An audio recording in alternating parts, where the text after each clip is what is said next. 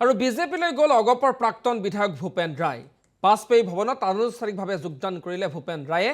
অগপৰ প্ৰাক্তন বিধায়ক ভূপেন ৰায়ৰ ইতিমধ্যে যোগদান সম্পন্ন হৈছে। আমি দৃশ্যাংশ মুহূৰ্তত দেখুৱাই আছোঁ। আজি পুৱাৰ ভাগতে বশিষ্ঠৰ বাজপেয়ী ভৱনত গেৰুৱা বসন পিন্ধিলে প্ৰাক্তন বিধায়কগৰাকীয়ে। মন্ত্ৰী জয়ন্ত মল্ল বৰুৱাৰ সৈতে বিজেপিৰ ৰাজ্যিক কাৰ্যালয়লৈ আহিল অগপৰ নেতাজন। বাজপেয়ী ভৱনত উপস্থিত হৈ আশাবাদী ভূপেন ৰায়।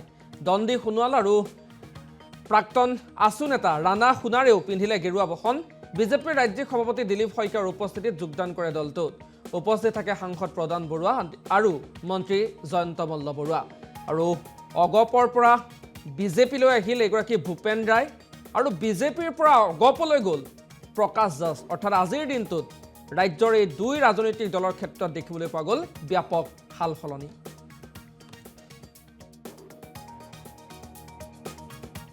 এইটো মই যেতিয়া আসনৰ বুজাবুজিটো হ'ল তেতিয়া দুয়োটা দলৰ মই সন্মতি ল'লোঁ আৰু লৈ মই অভয়াপুৰী সমষ্টিত নিৰ্বাচন খেলাটো বিবেচনা কৰি আৰু দুয়োটা দলে যদি মোক সহযোগ কৰে তেতিয়াহ'লে এটা নিৰ্বাচনত অংশগ্ৰহণ কৰাৰ কাৰণে মোৰ সুবিধা হ'ব আৰু সেইটো ভাবিয়ে মই অসম গণ পৰিষদ দলত পৰিৱৰ্তে ভাৰতীয় জনতা পাৰ্টিত মই যোগদান কৰিম।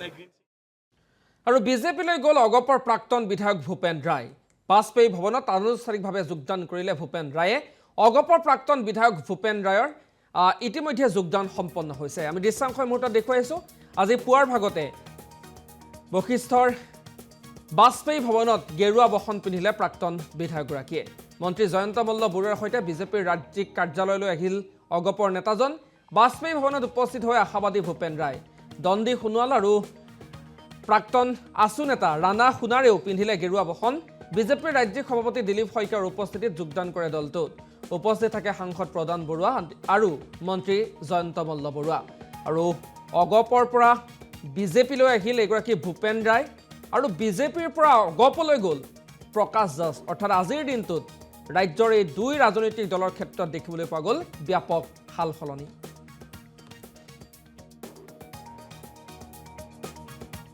এইটো মই যেতিয়া আসনৰ বুজাবুজিটো হ'ল তেতিয়া দুয়োটা দলৰ মই সন্মতি ল'লোঁ আৰু লৈ মই অভয়াপুৰী সমষ্টিত নিৰ্বাচন খেলাটো বিবেচনা কৰি আৰু দুয়োটা দলে যদি মোক সহযোগ কৰে তেতিয়াহ'লে এটা নিৰ্বাচনত অংশগ্ৰহণ কৰাৰ কাৰণে মোৰ সুবিধা হ'ব আৰু সেইটো ভাবিয়ে মই অসম গণ পৰিষদ দলত পৰিৱৰ্তে ভাৰতীয় জনতা পাৰ্টিত মই যোগদান কৰিম।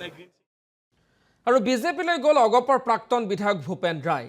বাজপেয়ী ভৱনত আনুষ্ঠানিকভাৱে যোগদান কৰিলে ভূপেন ৰায়ে। অগপৰ প্ৰাক্তন বিধায়ক ভূপেন ৰায়ৰ ইতিমধ্যে যোগদান সম্পন্ন হৈছে। আমি দৃশ্যাংশ মুহূৰ্তত দেখুৱাই আছোঁ।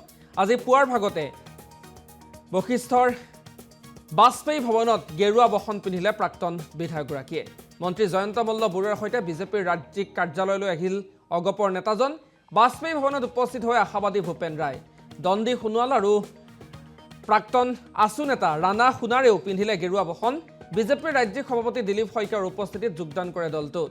উপস্থিত থাকে সাংসদ প্ৰদান বৰুৱা আৰু মন্ত্ৰী জয়ন্ত মল্ল বৰুৱা।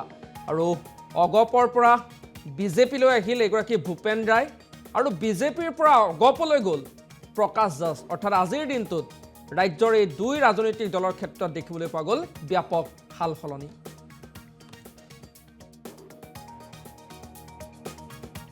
এইটো মই যেতিয়া আসনৰ বুজাবুজিটো হ'ল তেতিয়া দুয়োটা দলৰ মই সন্মতি ল'লোঁ আৰু লৈ মই অভয়াপুৰী সমষ্টিত নিৰ্বাচন খেলাটো বিবেচনা কৰি আৰু দুয়োটা দলে যদি মোক সহযোগ কৰে তেতিয়াহ'লে এটা নিৰ্বাচনত অংশগ্ৰহণ কৰাৰ কাৰণে মোৰ সুবিধা হ'ব আৰু সেইটো ভাবিয়ে মই অসম গণ পৰিষদ দলত পৰিৱৰ্তে ভাৰতীয় জনতা পাৰ্টিত মই যোগদান কৰিম।